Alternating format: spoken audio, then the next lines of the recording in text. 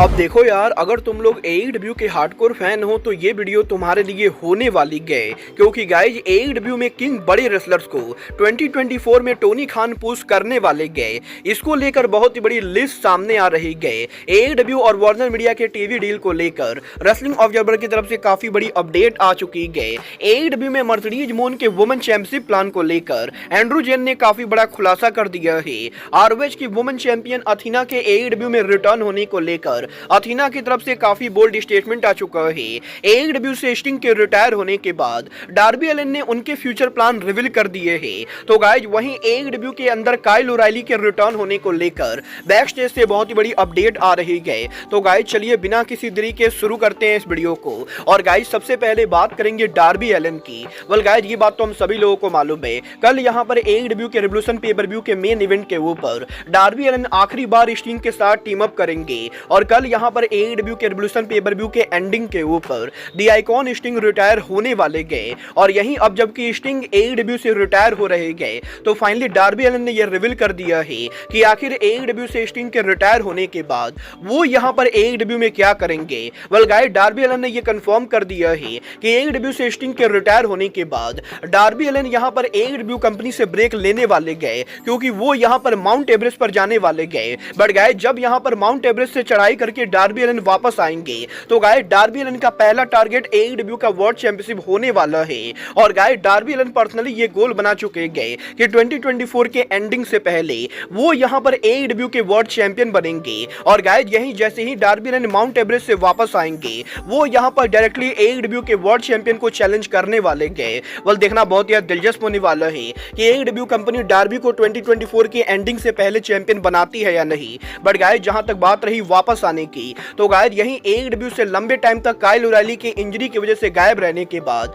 अब Kyle O'Reilly के return को लेकर काफी बड़ी अपडेट आ रही है। वेल गाइस ये बात तो हम सभी लोगों को मालूम है, लगभग पिछले 8 महीनों से एईडब्ल्यू के अंदर हमें यहां पर काइल ओराइली देखने को नहीं मिलेंगे। और यहीं 8 महीनों से लंबे टाइम से काइल ओराइली के गायब रहने के बाद अब इस चीज को लेकर अपडेट आ रही है कि काइल ओराइली पॉसिबली बहुत ही जल्द एईडब्ल्यू पर रिटर्न कर सकते गए। और एईडब्ल्यू ने लास्ट वीक जो उनका डायनामाइट किया था, एईडब्ल्यू के उस डायनामाइट के बैक स्टेज एरिया के ऊपर काइल ओराइली यहां पर एईडब्ल्यू के शो के ऊपर मौजूद थे। और पिछले काफी हफ्तों से एईडब्ल्यू के बैक स्टेज के ऊपर काइल ओराइली लगातार एईडब्ल्यू के शो पर अपीयर हो रहे गए। और गाइस पॉसिबली एईडब्ल्यू के अंदर हमें यहां पर काइल ओराइली का रिटर्न बहुत ही जल्द देखने को मिलने वाला है। वेल देखना बहुत ही दिलचस्प होने वाला है कि एईडब्ल्यू के रिवोल्यूशन पे-पर-व्यू के ऊपर orange Cassidy versus Rodrick strong के एईडब्ल्यू के इंटरनेशनल चैंपियनशिप मैच के अंदर काइल ओराइली रिटर्न करके इंटरफियर करते हैं या नहीं। बट गाइस यहां पर काइल ओराइली वो इकलौते रेसलर नहीं गए जो एईडब्ल्यू के टेलीविजन पर रिटर्न करने वाले गए,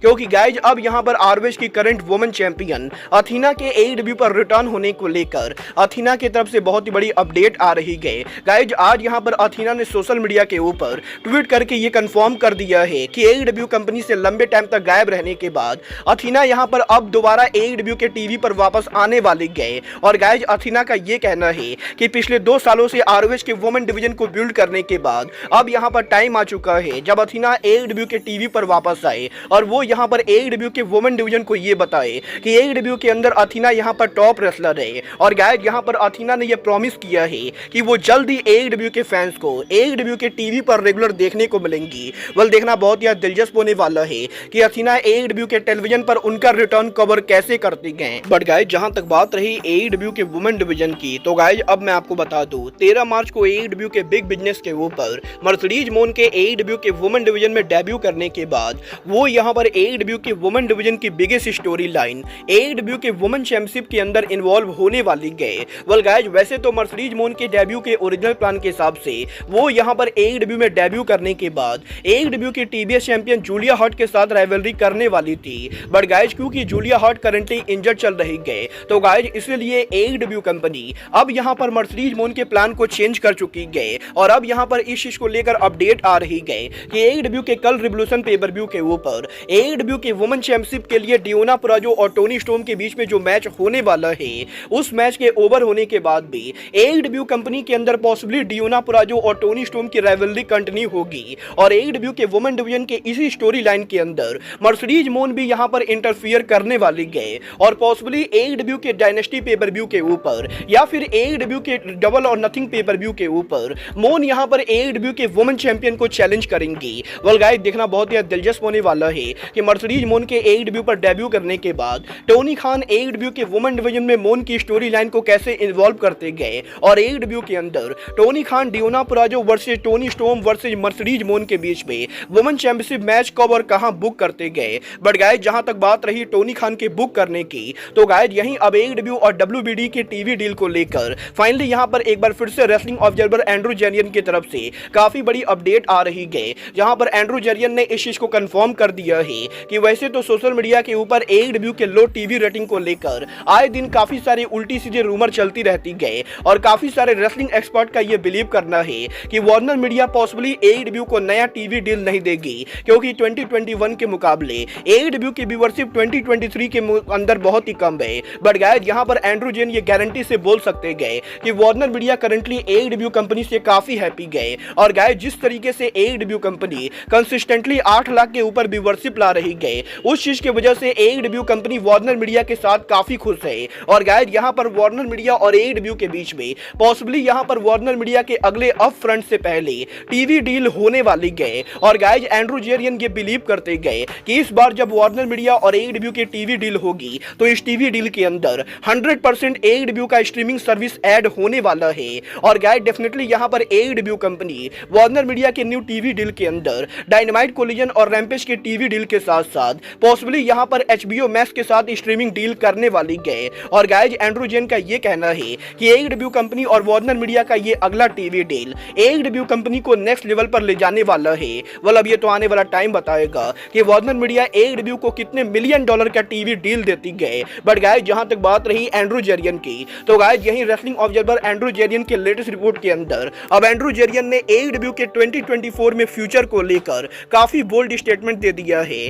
गाइस, यहां पर एंड्रू जेरियन ने यह कंफर्म कर दिया है कि रिसेंटली AEW के अंदर विल ऑस्प्रे के डेब्यू होने के बाद और पॉसिबली एक हफ्ते के बाद ओकाडा के डेब्यू होने के बाद 2024 में AEW के मेल डिवीजन से वो कौन से रेसलर होने वाले गए जिनको यहां पर टोनी खान की कंपनी टॉप स्टार के तौर पर पुश करेगी। वेल गाइस, एंड्रू जेरियन का यह कहना है कि AEW के बैक स्टेज पर मल्टीपल हायर ऑफिशियल से बात करने के बाद एंड्रू जेन के हाथ में ऐसे 7 रेसलर्स की लिस्ट आ चुकी है जिन्हें यहां पर टोनी खान 2024 के अंदर पॉसिबली मेजर सिंगल पुश देने वाले गए। और ये जो 7 रेसलर है, ये यहाँ पर AEW के newest signing will osprey, AEW के international champion orange Cassidy, AEW के farmer world champion hangman Adam page, AEW के youngest superstar Daniel Garcia, AEW के टॉप जापानीज सुपरस्टार कोनोशुके ताकेशिता और AEW के वर्ल्ड चैंपियनशिप के नंबर 1 कंटेंडर स्वर्ग Strickland के साथ साथ रेन मेकर काजुचिका ओकाडा होने वाले गए। और गाइस, करंटली यहाँ पर AEW कंपनी